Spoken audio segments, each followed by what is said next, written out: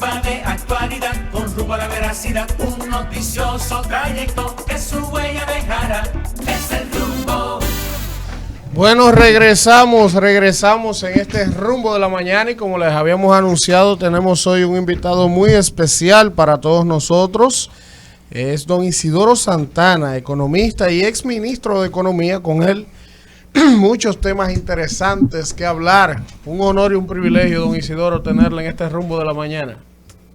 Bueno, muchas gracias. Y es un placer para mí también compartir con ustedes.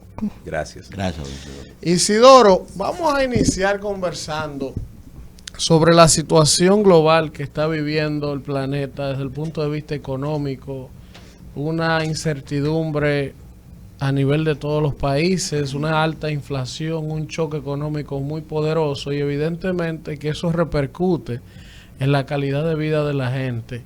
El gobierno ha estado tomando medidas para mitigar quizás los efectos de esta crisis. Con algunas de ellas uno no está de acuerdo. Por ejemplo, la tasa cero de importación cuando se discutió. Pero en sentido general, ¿cómo evalúa usted las medidas económicas que ha estado tomando el gobierno para tratar de frenar o mitigar el daño de esta inflación? Bueno, lo primero es que hay que decir, para que todo el mundo entienda, es que no hay medidas económicas puramente buenas. No hay. Todas tienen sus pros y sus contras. El mundo está viviendo una época sumamente difícil. Primero por la pandemia y la crisis económica que tuvo lugar, pero segundo por las políticas que fueron aplicadas para contrarrestarla. Entre ellos fue que las principales, bueno, todas las economías del mundo, todas, no solo los países ricos, sino todas, tuvieron que aumentar el gasto público para hacer frente a la pandemia y los bancos centrales a inyectar liquidez, a inyectar dinero a la economía a muy bajas tasas de interés. Bajaron las tasas de interés y esas dos condiciones juntas son inflacionarias por necesidad y van a provocar una inflación tarde o temprano. Lo que pasa es que no la provocaron de inmediato, porque si bien estaban dadas todas esas condiciones, la gente estaba confinada. Y si la gente estaba confinada y no podía gastar dinero, pues no podía, los precios no iban a subir. Por imagínate tú, si el vendedor no podía vender sin subir el precio, imagínate tú que lo hubiera subido. Pero una vez que las actividades económicas se abrieron, pues comenzaron a subir los precios y eso generó un fenómeno inflacionario universal. Eso afectó a prácticamente el mundo entero. Algunos productos más que otros, y los que más subieron por casualidad fueron los combustibles en general y los minerales y los alimentos. Entonces, encima de eso, después vinieron otros elementos. El primero fue que cuando se reabrió la economía y vino la avalancha de demanda de los consumidores, sí, y los inversionistas, la demanda nueva no se dirigió a comprar servicios, sino a comprar bienes físicos. Los bienes físicos hay que transportarlos, mientras que los servicios no hay que transportarlos. Entonces, no había capacidad de transporte en el mundo preparado para tal demanda de bienes físicos y se generó un atasco de todo el sistema de transporte mundial, de cargueros, de puertos, de aeropuertos, de todas esas cosas. Y ahí se presentó entonces un problema de restricción de la oferta tremenda. Y ahí fue cuando los precios comenzaron a subir con gusto. Después terminó, entonces después vino, cuando se suponía que eso estaba en vía de solución, viene la invasión rusa a Ucrania y ahí emparejamos. Porque no nos olvidemos que estamos hablando de países muy grandes desde el punto de vista de la producción de cereales y de minerales y de combustibles. Y eso lo que hizo fue acelerar todo. Es decir, no es que la inflación se debió a ello, pero sí que eso avivó la llama de la inflación que ya venía. ¿Qué han hecho los gobiernos? ¿Y qué ha hecho el gobierno dominicano? Bueno, y mira que yo diría que el gobierno dominicano está siendo relativamente exitoso en mantener más o menos bajo control la inflación. Más o menos. Sí. A pesar de ello tenemos una inflación de 9.5 ya, anual, que es mucho. Pero en la mayoría de los países es más. En la mayoría de los países de este nivel de desarrollo. Hasta en Estados Unidos y en Europa estamos hablando de inflación de por encima del 8%. Y eso no es normal en economías desarrolladas, donde tasas de inflación de 3% ya parece exagerado. Y claro, esas medidas tienen también su impacto negativo, porque si se elimina el arancel a productos alimenticios, eso significa abaratar la importación de productos alimenticios y eso afecta a la producción nacional. Cuando se planteó eso la primera vez, mi reacción fue: esto no me gusta mucho, pero si hay que hacerlo, uno lo admite, con una condición: que no dure mucho. Porque si dura mucho, entonces los productores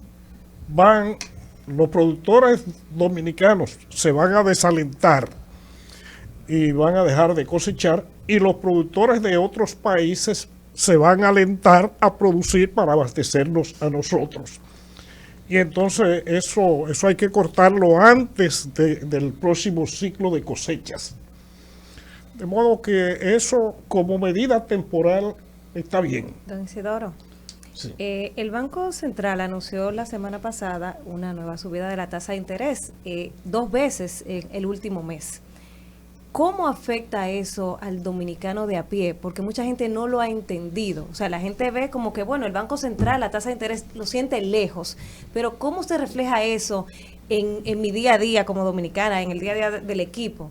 Que la gente pueda entender cómo impacta eso la economía de una familia dominicana. Bueno, por eso se dice siempre que la responsabilidad fundamental de la inflación es asunto que concierne a los bancos centrales. Porque desde hace mucho tiempo se da por entendido que la política antiinflacionaria por excelencia es la emisión monetaria y la tasa de interés. Sí. Y es básicamente la tasa de interés. Bueno, también la emisión monetaria. Los bancos centrales están tratando de recoger liquidez en la economía en todas partes. De la parte que habían emitido, volver a recoger una parte, pero sobre todo subir las tasas de interés. Ahora, ¿qué sentido tiene subir las tasas de interés? Se presume que con ello la gente va a tender a consumir menos y a ahorrar más por el atractivo de la tasa de interés. Sin embargo, el mecanismo de transmisión, de reducir la demanda por ello, no es tan ágil ni tan rápido, sino por una cosa. ¿Qué es lo que hace el Banco Central? El Banco Central sube las tasas de referencia, pero no es que si tú vas a buscar dinero al Banco Central te lo van a prestar a esa tasa, porque el Banco Central no le presta a la gente. El Banco Central lo que le está indicando a la banca, a los intermediarios financieros, por dónde deben ir. Y la idea es que ellos suban las tasas de interés. Porque el Banco Central le está diciendo, si tú tuvieras problemas de liquidez y tuvieras que venir donde mí, ahora yo te prestaría más caro. Y si te presto más caro, la idea es que tú le prestes más caro a otro. ¿Cómo nos afecta a todos? Bueno, la gente que usa tarjeta de crédito y lo refinancia después se dará cuenta de que ahora los cargos van a ser mucho mayores y eso tendería a desalentar un poco el consumo. La gente que va a invertir en edificaciones para vender se dará cuenta que el costo del financiamiento va a ser más alto en general y sobre todo el adquiriente de vivienda. Y este sí tiene un problema serio. El que tiene un préstamo hipotecario, el que tiene una deuda hipotecaria, se encuentra con que ahora la cuota mensual, los intereses influyen muchísimo en el monto de la cuota de la hipoteca, muchísimo. Y en consecuencia se le sube la mensualidad y tendrá menos dinero para ir al supermercado. Y tendrá menos dinero para cualquier otra cosa y eso también reducirá la demanda de otros bienes y servicios y por ese mecanismo se espera que los precios no es que bajen, pero sí que no sigan subiendo tanto. De modo que de alguna manera eso es lo que se espera. Claro está, eso no es bueno tampoco. Es decir, estamos tratando de cortar un problema con otro. Claro, que al final eso frena el crecimiento. Claro, que frena el crecimiento y normalmente reduce el nivel de empleo. Son políticas que tienden a generar recesión en la economía. Justamente para allá iba mi pregunta, porque mientras usted estaba planteando, yo decía, bueno, pero es el escenario perfecto para la estanflación. Me gustaría ver si usted no los puede desmenuzar ahí. Y también el tema de la inflación, porque usted planteaba que es un 9.5 ahora actualmente y que es, o sea, otros países de la región la tienen, pero si quitamos, por ejemplo, a Argentina, que tiene una situación, digamos, endémica, y también el caso de Venezuela, nosotros seríamos el primer país de la región con la inflación más alta.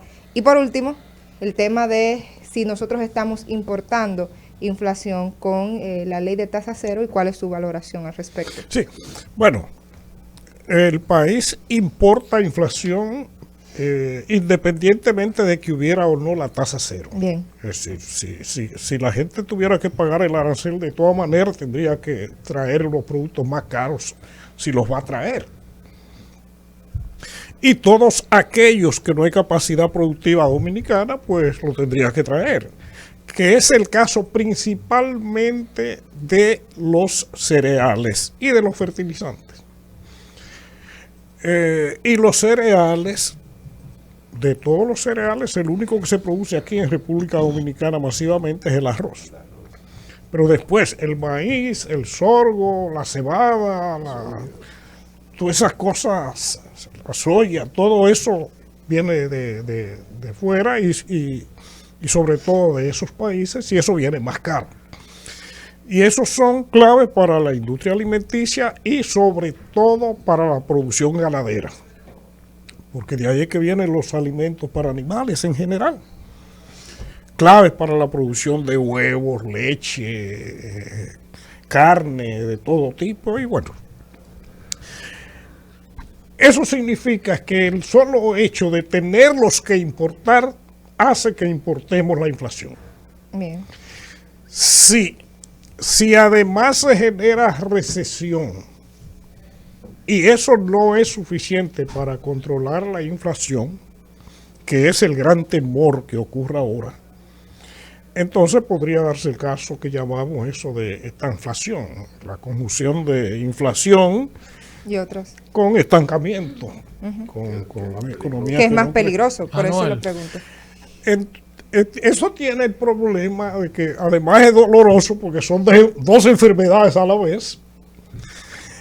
Tiene el problema de que es más difícil de corregir porque cualquier cosa que tú hagas para corregir uno agudiza el otro. Ya se viene hablando mucho a nivel internacional sobre la muy probabilidad de que se presente un fenómeno de esta inflación.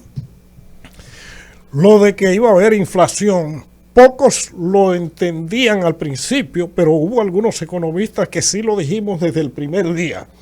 Desde que pase esto de la pandemia, desde que viene la inflación, y viene una inflación grande.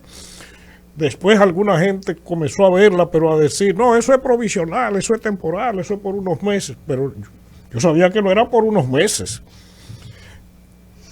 Después se fue descubriendo que es un fenómeno más duradero, más difícil.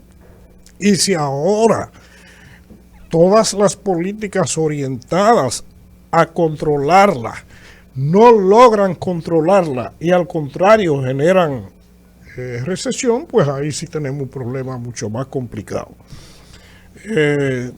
Vamos a confiar en que el mundo supere esto. No es verdad que la vamos a superar en la República Dominicana, independientemente de lo que pase con el resto del mundo.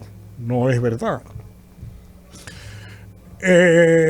Esta situación está triturando la popularidad de los gobiernos en todas partes.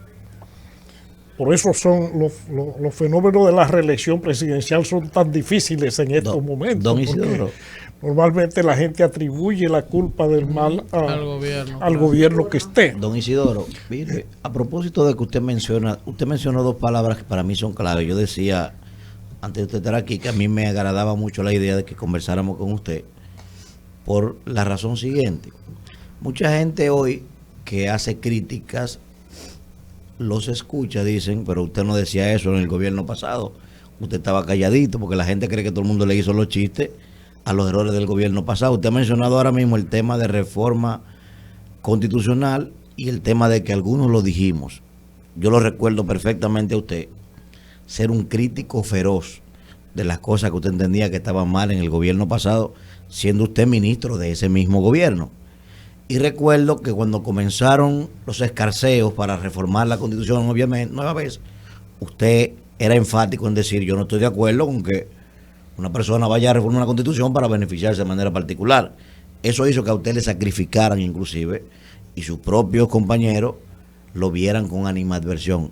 Hoy que está pasado todo esto, que estos escándalos, estos procesos, ¿cómo usted se ha sentido? ¿Lo han reivindicado esta gente? Por lo menos, mire, usted tuvo razón. ¿Cómo usted se siente hoy, don Isidoro? ¿Qué esto ha pasado? Bueno, yo me siento bien y muy tranquilo. Es decir, yo desde un principio dije para todo el mundo, yo no vine al gobierno a hablarle mentiras a mi pueblo, yo vine a decir las cosas como yo las veo y a tratar de resolver lo que pueda resolver. En aquellas cosas que estaban a mi alcance, que eran básicamente las del manejo macroeconómico, pues traté de hacer lo mejor que pude y las cosas salieron bien. Es decir, no es algo de lo que esté nada arrepentido, pero sí estaba muy preocupado por los problemas de la institucionalidad y sí yo me estaba dando cuenta de que había muchísima corrupción al interior del gobierno. Llegó un momento en que eso fue incompatible con mi permanencia en el gobierno y yo entendía que también era momento de salir, pero yo toda mi vida he tenido mi posición y mi posición es pública, pues yo he sido una persona pública desde hace décadas, en contra de la reelección, en contra del clientelismo, en contra del uso de los recursos públicos para fines privados. Y cuando vi que ya la cosa era muy seria, pues lo tuve que decir públicamente y enfrentar la situación a sabiendas de lo que me iba a pasar. Así que no. ¿Ha tenido cercanía con el amigo, con el que era su amigo y que después... ¿Cuál amigo que era su amigo? No, era su amigo, tenía una buena amistad y después se dejó poner loco del poder y hasta lo desconsideró. ¿Ha habido algún tipo de acercamiento a esa persona? Con el presidente, Sí. No, yo le tengo mucho respeto y agradecimiento. Después de mi salida del gobierno, solo lo vi en una ocasión, que fue a raíz de la muerte de su padre, donde fui a manifestarle mi pensar, pero fuera de eso no he tenido más Isidoro, contacto el personal. tema de... Delvis, sí. Yo quiero, a propósito de su enfoque más reciente respecto de lo difícil que se hace para los gobiernos reelegirse y un sinnúmero de cosas en momentos como los actuales, ¿cómo valora usted el hecho de que el gobierno, a pesar de todo, ha logrado alivianar un poquito la carga de algunos segmentos de la población en base a subsidios al combustible, asistencia directa, duplicado, triplicado, las facilidades para que la gente acceda a mecanismos como la tarjeta de solidaridad y otros más? Mira, eso es algo que están haciendo casi todos los gobiernos, tratando de ver cómo se defienden un poco de la erosión política y social que genera la situación que estamos viviendo. Lo único que hay algunas cosas de esas que tienen un costo enorme. Solamente hay que pensar que el subsidio a los combustibles que lleva a cabo este gobierno le ha absorbido más recursos al Estado que lo que se dedica, por ejemplo, al servicio de seguridad ciudadana. Y entonces una sociedad no debería por mucho tiempo estar utilizando los recursos públicos así, ¿no? Y más cuando lo que menos recomiendan las Naciones Unidas y los organismos internacionales, y de hecho hay compromisos vinculados con el Acuerdo de París para el Cambio Climático, de que en el caso de los combustibles fósiles lo que hay que hacer es lo contrario, no es subsidiarlo, es aplicarle altos impuestos para tratar de que la gente deje de usarlo en todas partes. Pero bueno, estamos viviendo una situación en el transporte para el costo de las canastas de los productos. Sí, exactamente. Pero aquí, don Isidoro, yo veo que en muchos países, esto obviamente es un caso de estudio a escala global, las prácticas como los países, como lo supuso la crisis del 2009, el modelo europeo, el modelo estadounidense para salir de la recesión. Ahora mismo estamos combatiendo inflación. Los gobiernos de algunos lados están recaudando más, a pesar de las circunstancias, porque donde recauda el Estado es con un % fijo y si el petróleo está alto, más caudal de ingresos tendrá el Estado.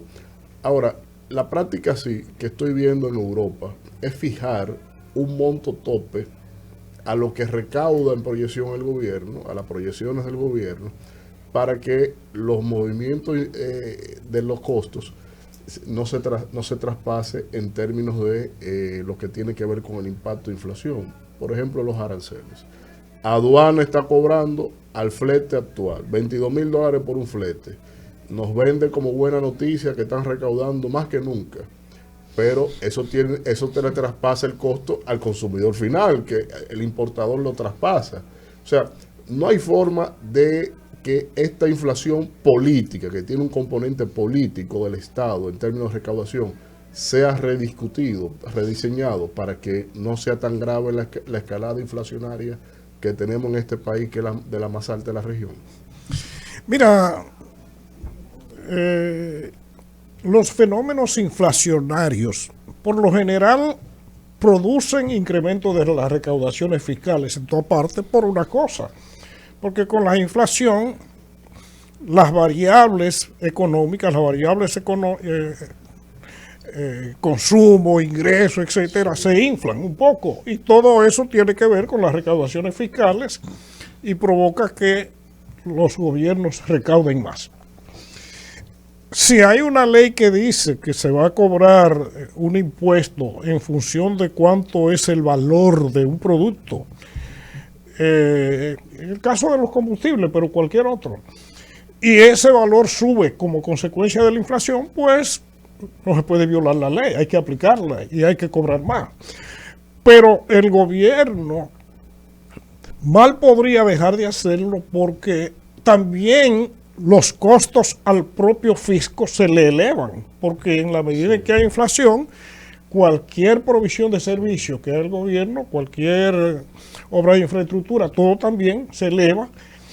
Y si eso ocurriera y el gobierno deja de cobrar los impuestos, el impacto para el consumidor puede ser peor, porque eso puede significar que entonces no haya con qué financiarlo, y cuando no hay con qué financiarlo, se produce desequilibrio macroeconómico, generalmente emisión monetaria, que produce más problemas que otra cosa, de modo que al final los impuestos hay que cobrarlos. Isidoro, muchísimas gracias por haber estado con nosotros y por traernos estas precisiones tan interesantes y estos planteamientos de un verdadero científico de la economía, sobre todo que la gente lo entiende.